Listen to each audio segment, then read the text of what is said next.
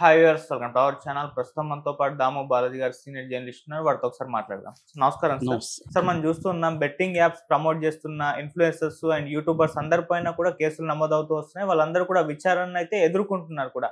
అయితే ఇప్పుడు లేటెస్ట్ గా ఇందులో ఒక కీలక పరిణామం చోటు చేసుకుంది. ఈడీ కూడా రంగంలోకి దూకింది. మరి ఇప్పుడు ఈడీ కూడా దిగింది కదా, మరి ఎవరెవరిని అరెస్ట్ చేసే అవకాశం ఉంది? ఈడీ దిగితే ఏ విధంగా ఉంటుంది? మరి అలాగే ఇన్ఫ్లుయెన్సర్స్ కాకుండా స్టేటస్ ఉన్న వాళ్ళు కూడా ప్రమోట్ చేస్తున్నారు. వాళ్ళపైన కూడా ఏమన్నా కేసులు పెట్టే ఛాన్స్ ఉందా సార్? ఏం చెప్తారు దీనికి సంబంధించి? మామూలుగా చిలికి చిలికి గాలివాన అయినట్టుగా ఇది ఇప్పుడు ఏమవుతుందంటే మెల్లమెల్లగా ఆయన స్టార్ట్ చేసిన పోరాటం, సజ్జనార్ స్టార్ట్ చేసిన పోరాటం మెల్లమెల్లగా సెలబ్రిటీలు, అంటే వీళ్ళు సెలబ్రిటీలు అంటే ఒక రకంగా యూట్యూబ్ సెలబ్రిటీలు ఆరేంజ్, అంటే సెలబ్రిటీల్లో కూడా కింది స్థాయి వాళ్ళని చెప్పచ్చు. పై స్థాయి వాళ్ళ జోలికి ఆయన వెళ్ళట్లేదు సజ్జనార్. ముందు మేబీ ఎవరైతే వీక్గా ఉన్నారో వాళ్ళని ఆయన దెబ్బ కొట్టాలనే ప్లాన్లో ఏదో ఆయనకేదో ఒక వ్యూహం అన్నట్టు కనబడుతుంది. అందుకని ముందు మనం చూస్తే లోకల్ బాయ్ నాని మీద ఫస్ట్ పడ్డాడు. లోకల్ బాయ్ నాని సారీ చెప్పానా కూడా పోలీసులు కేసు పెట్టారు. ఆ తర్వాత భయ్యా సన్నీ యాదవ్, అతను ఒక బైకర్తో ప్రపంచంలో అనేక దేశాలకు వెళ్ళడం అవి చేస్తున్నాడు. సో అతని మీదకి వెళ్ళాడు. ఇంకా వరుసగా దాంట్లో ఉన్న అందరి మీదకి వెళ్ళడం. నిజానికి చాలామంది మీడియా ముందుకు వచ్చి సారీ చెప్పి మాకు ఇంత ఇదని సీరియస్ అని తెలీదు, మేము ఇక మీద చేయమని సుప్రీత లాంటి వాళ్ళు చెప్పారు. అయినప్పటికీ కూడా పంజాగుట్లో 11 మంది మీద కేసు పెట్టారు.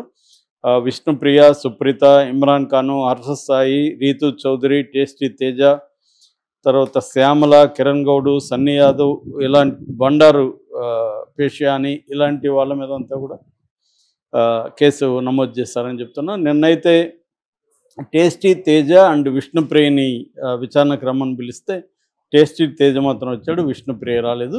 వీళ్ళందరికీ మద్దతు తెలియజేయడానికి శేఖర్ భాష కూడా పంజాగుట్ట పోలీస్ స్టేషన్కి వచ్చాడు. అయితే ఇప్పుడు కొత్తగా వస్తున్న వార్త ఏంటంటే దీంట్లోకి ఈడీ కూడా ఎంటర్ అయిందండి. మామూలుగా ఈడీకి బెట్టింగ్ యాప్స్కి ఏం సంబంధం? ఈడీ అంటే ఏంటి? మనం ఎన్ఫోర్స్మెంట్ డైరెక్టరేట్. అది జనరల్గా ఫైనాన్షియల్ ఫ్రాడ్స్ లేదా ఎకనామిక్ అఫెన్సెస్లో ఇన్వాల్వ్ అవుతుంది. సో దాని ఎక్కువగా అది పిఎంఎల్ఏ చట్టాన్ని ఉపయోగించుకుంటుంది. పిఎంఎల్ఏ అంటే నేను చాలాసార్లు దాని మీద చెప్పాను, prevention of money laundering act అనమాట. అంటే మనీ లాండరింగ్ అంటే అర్థం డర్టీ మనీని క్లీన్ మనీగా మార్చడం, లాండరింగ్ అంటే క్లీన్ చేయడం. సో దీంట్లో డర్టీ మనీ ఏముండొచ్చు అంటే ఈ బెట్టింగ్ యాప్స్లో మనం ఆల్రెడీ ఒక తమన్నా గురించి ఒక వీడియో చేశాను నేను. అందులో తమన్నా కాజల్ మీద కూడా ఈ బెట్టింగ్ యాప్స్కి సంబంధించి కేసు ఈడీ పెట్టింది. ఈడీ విచారణకు కూడా పిలిచింది. సో అది మామూలుగా ఏంటంటే ఈ మహాదేవ్ అనే ఒక బెట్టింగ్ యాప్ ఉంది. మహాదేవ్ అనేది దుబాయ్ నుంచి పనిచేస్తుంది. ఇందులో 5,000 కోట్ల స్కామ్ జరిగిందనేది చెప్తున్నారు. నేను 2-3 సార్లు చెప్పాను ఆల్రెడీ. బెట్టింగ్ అనేది ఎన్ని రకాలుగా ఉంటుందని: skill based betting, fantasy based betting, chance based betting, 3 రకాల బెట్టింగ్స్ ఉంటాయి.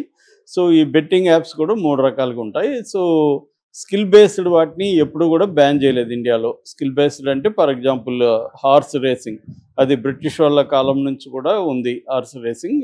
బ్రిటిష్ వాళ్ళు gambling act, public gambling act అనేది 1867లో తీసుకొచ్చి ఈ ఛాన్స్ బేస్డ్ గ్యాంబ్లింగ్ని వాళ్ళు రద్దు చేశారు.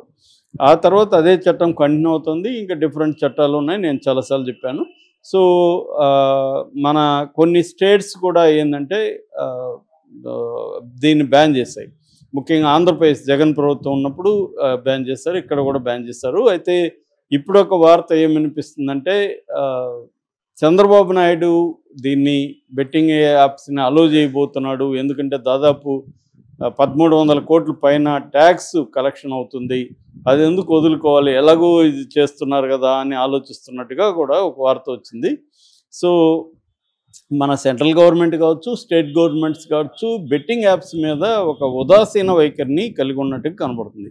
ఎందుకంటే చాలా బెట్టింగ్ యాప్స్, పరిమ్యాచ్ కానీ, ఐఎక్స్ బెట్ కానీ, తర్వాత మహాదేవ్ కానీ, బెట్ 365 కానీ, బెట్వే కానీ, ఇవన్నీ కూడా chance based betting apps.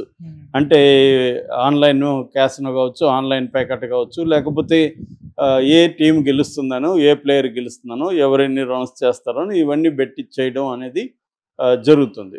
So ఇవి ఎక్కువగా ఆఫ్షోర్ నుంచి ఆపరేట్ అవుతుంటాయి. అంటే ఇండియాలో ఆపరేట్ అవ్వు, మాల్టా, దుబాయ్ ఇలాంటి కంట్రీస్ నుంచి ఆపరేట్ అవుతుంటాయి. అవి ఛాన్స్ బేస్డ్ బెట్టింగ్ చేస్తూ ఫాంటసీ బేస్డ్ బెట్టింగ్ అని చెప్తాయి. ఫాంటసీ బేస్డ్ బెట్టింగ్లో మనకి Dream11 కావచ్చు, లేకపోతే మై సర్కిల్ కావచ్చు, MPL కావచ్చు, జంగ్లీ రమ్మీ కావచ్చు, AI123 కావచ్చు, ఇలాగా కొన్ని ఉన్నాయన్నమాట. సో వీటిలో ఈ ఛాన్స్ బేస్డ్ చేసేవి కూడా ఫాంటసీ బేస్డ్ కింద చట్టాన్ని ఉల్లంఘించడం కోసం టెక్నికల్గా వాళ్ళు తప్పించుకోవడానికి ట్రై చేస్తున్నారు. ఇది ప్రభుత్వాలకు తెలిసినా ఎందుకు చాలా ప్రభుత్వాలు గమ్మున ఉంటున్నాయంటే ట్యాక్స్ రెవెన్యూ అనేది గవర్నమెంట్కి ఆదాయం వస్తుంది. రెండవది పొలిటికల్ పార్టీలకి వీళ్ళు ఫండింగ్ అనేది కూడా ఇస్తున్నారు. సో దీనికి వీళ్ళు ఏం చేస్తున్నారంటే, ఒకటి టాప్ క్రికెటర్స్ని ఈ బెట్టింగ్ యాప్స్ మంచి డబ్బులు ఇచ్చి పబ్లిసిటీ చేయించుకుంటున్నారు. నేను నిన్న కూడా లిస్ట్ చదివాను. క్రికెటర్స్ అందరూ కోహ్లీ దగ్గర నుంచి, ధోని దగ్గర నుంచి, గంగూలీ అందరూ కూడా చేస్తున్నారు. అట్లాగే పెద్ద సినీ సెలబ్రిటీస్ అనిల్ కపూర్ కావచ్చు, షారుఖ్ ఖాన్ కావచ్చు, బొమ్మాయి ఇరాన్ కావచ్చు, వేకే బురాయ్ కావచ్చు, మనోజ్ బాజ్పేయి కావచ్చు, పూజా హెగ్డే, ఇలాంటి వాళ్ళందరూ కూడా దానికి చేస్తున్నారు. కానీ ఇప్పుడు ఈడీ ఈ 11 మంది మీద ఈడీ రంగంలో దిగింది. సజ్జనార్ ఏమన్నా ఈడీకి కూడా లెటర్ రాసాడా అనేది తెలియదు.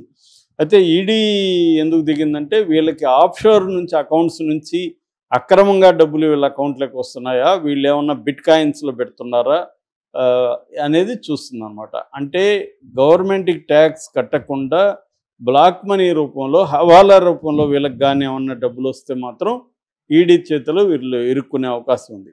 అట్లా లేకుండా మామూలుగా అయితే యూట్యూబర్స్కి జనరల్గా యూట్యూబ్లో యాడ్లు వస్తే జనరల్గా మనకి ఆన్లైన్లోనే డబ్బులు పడతాయి. ఇప్పుడు మన ఛానల్ అంతా కూడా ప్రాపర్గా ఆన్లైన్ వస్తుంది, ట్యాక్స్ కట్ అవుతుంది, అన్నీ జరుగుతాయి. కానీ ఈ వీళ్ళది ఏంటంటే యూట్యూబ్ కాకుండా